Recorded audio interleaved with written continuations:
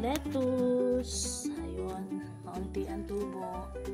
Lanta yung aking kamatis, pero meron pa siyang nabubuhay. Ayan. Meron pa namang namumulaklak.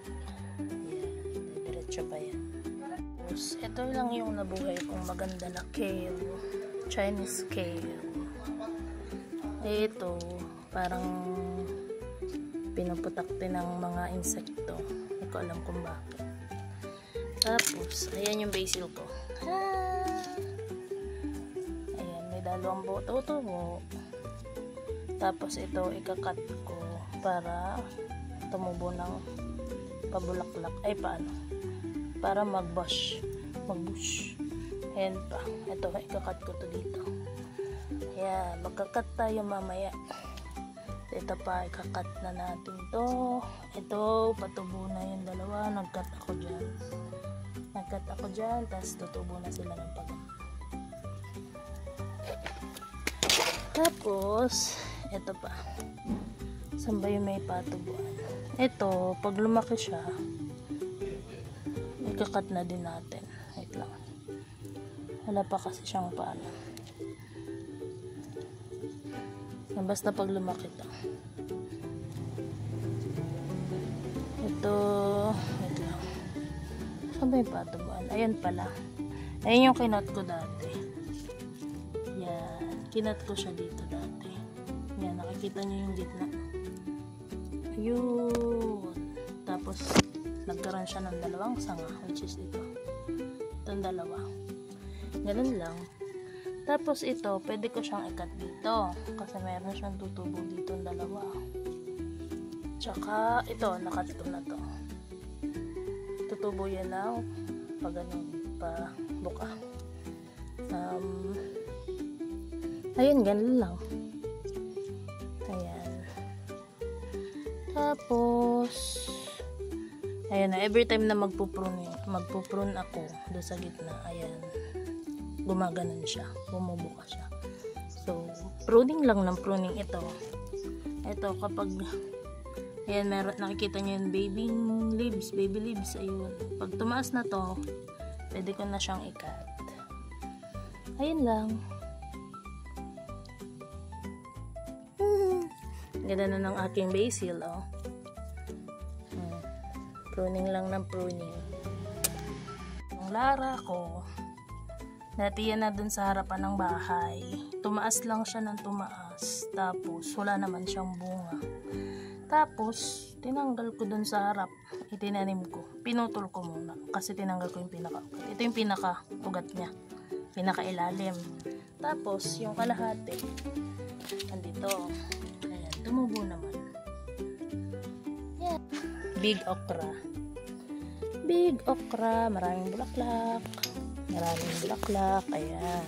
Tapos may kukunin na uli ako dito isa. Tapos ayan, dahil lagi ko siyang tinatanggalan ng mga sangay-sangay. Ayan, ito. Ayan, pinagtanggalan ko siya ng sangay. Ito yung kagandahan pag nagtatanggal ka ng sangay, sabi nila. Sa unang 3 leaves ng tubo ng okra mo, tatanggalin mo yung pinaka pang-4 sa baba. So, ayan, tinanggalan ko siya ng mga tangkay. Ito na yung tumubo. So, ito, magpuprutas din yan. Ay, magbubunga din to ng okra. Next time. Ayan, lumalaki na siya. Tapos, ito, ipuprune ko dito. Kagaya nito. Tanggalin mo siya dyan. Tapos, magkakaroon ulit siya ng panibagong sanga. Ganun lang. Ayan, yung mga pinagputulan ko. Yan, ayun yung okra ko. Magkukuha na uli ako. Tapos, ayun pa yung iba. Ganun lang. Tapos, ito yung mga bago kong okra. Ayan. Tulad nito. 1, 2, 3. Ang kanyang dahon. Tapos, ayan. Tinitira ko lang 3. 1, 2, 3. Ayan, may pinagputulan na ako dito. Ito din. Ayan, 1, 2, 3. Tapos ito yung pinagputulan ko kanina. Ayan. Tignan mo, meron na siyang tutubo. Basta may tutubo na. Hindi ko ko masyado na. Ayan, tapos may mga ganito ako kaliit. Kagaya nito. Ito, maliit pa to. Pero tinanggalan ko na siya ng sanga dito kanina, tsaka ito. Tapos, meron din ako dito. Ayan. Gaya nito. 4 na yan, pa-4. Pwede mo na siyang tanggalin. Kurutin mo lang yan. Yan, okay na. Ito. Isa pa. Yung mga spinach ko. Ayan.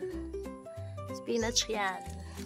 Gagawa ko ng pasta recipe na spinach sauce. Mga minsan. Ayan yung spinach ko. Yan, hanggang dun. Tapos yung mga pinagtanggalan, tinutusok ko ulit sa lupa para madami.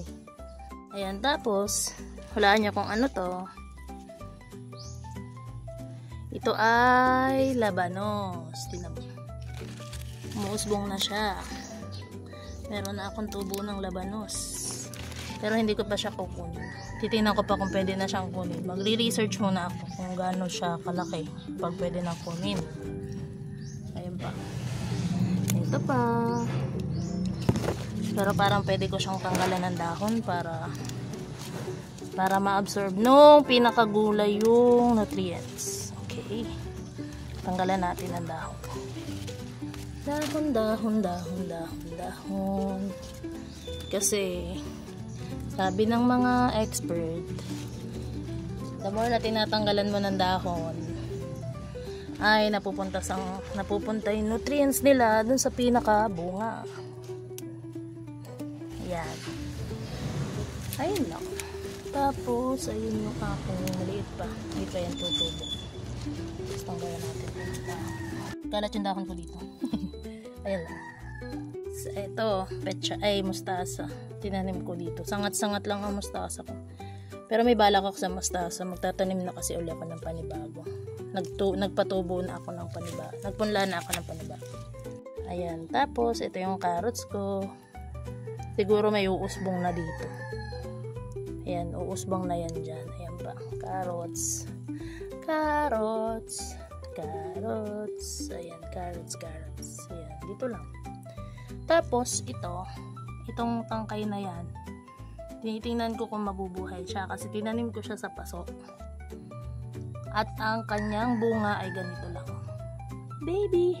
So, instead of sayangin ko, binaon ko na lang ulit sa lupa. Titingnan natin kung lalaki to. Tapos, ito yung aking mga talong. Lumaki na sila. Dati ganito lang sila kaliit. Siyempre, lumalaki. Ito. Ayan, meron na siyang bulaklak. Noong nakaraan, may purple na yan na bulaklak. Ito isa. Kaso nawala na kasi baka magbubunga na siya. Sana lang. Ang tagal ng talong. Ang tagal niyang bumunga.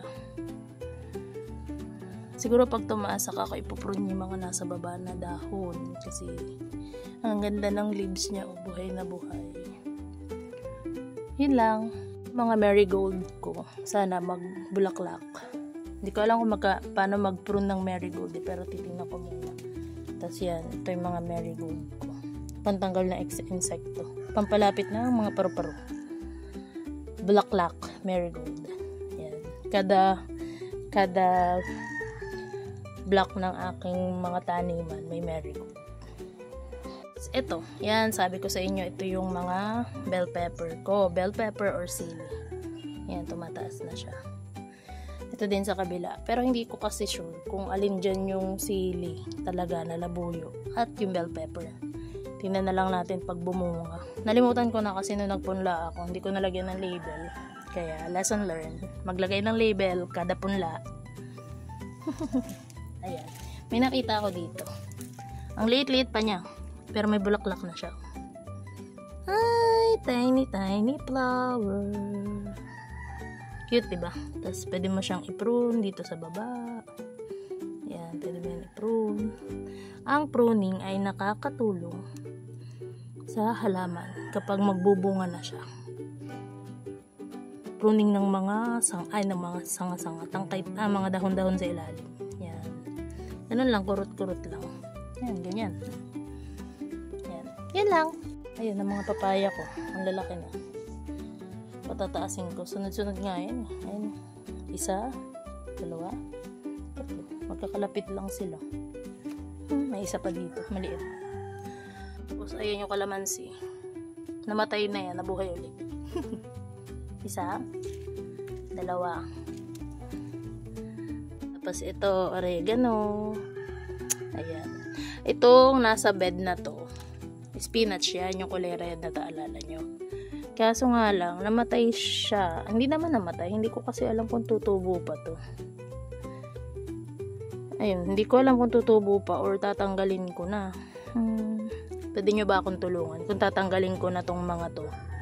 Para dito ko itatanim yung mga mustasa ko or yung pechay na bago.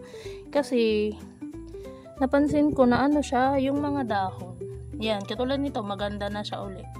Pero, kada umuulan, yung dahon niya nagiging ganito. Dahil sa acid yata yun ng ulan. Pero hindi ako sure. Tapos tinatry ko kung gaganda pa uli yung leaves niya. Pag hindi na, bubunutin ko na. Ayun, no, kawawa tuloy sila. Namatay yung mga dahon kasi gawa ng ulan. Ayan. Pero, tulungan niyo naman ako kung tatanggalin ko na yung pinakailalim. Sa mga nagtatanim. Thank you! Yan lang. Yan ang kabuuan ng aking garden. Lahat napakita ko na sa inyo. Ayun, meron pa akong maliit na talong doon. Kulay dilaw na yung ano. Pero, magiging okay pa yan. Ayan, yan ang aking kabuuan ng aking garden. Okra na malalaki, na manabunga na. Nakakarami na ako ng kain ng okra niyan. Tapos yan, yung aking mga basil. Ilan yan? 1, 2, 3, 4, 5, 6, 7, 8, 9. Siyam na patubo. 3, 4, 5, 6, 7, 8. Siyam na patubo. Yan. Ang ganda na, no? Ang bashi-bashi na niya. Ayan na, ulan na. Sige na. Akala ko magdudukal ako. Pero, sa susunod na lang, pag sinagot nyo na yung tanong ko dun sa spinach. Thank you. Ayan, may ligaw na kangkong. May ligaw na kangkong nga dito. Tapos, ito yung mga coriander ko. Hindi ko alam kung lalaki sila or ano. Tapos, ayan, spring onion na tinusok ko lang. Tapos, may mga mustasa ako maliliit dyan. Kaso maulan nga. Kaya, hindi ko alam kung lalaki sila. Ayun, may mga mustasang nakatanim dyan. So, yun lang. Thank you. Bye-bye. Bye-bye. Bye-bye sa aking mini garden. See you sa Florida.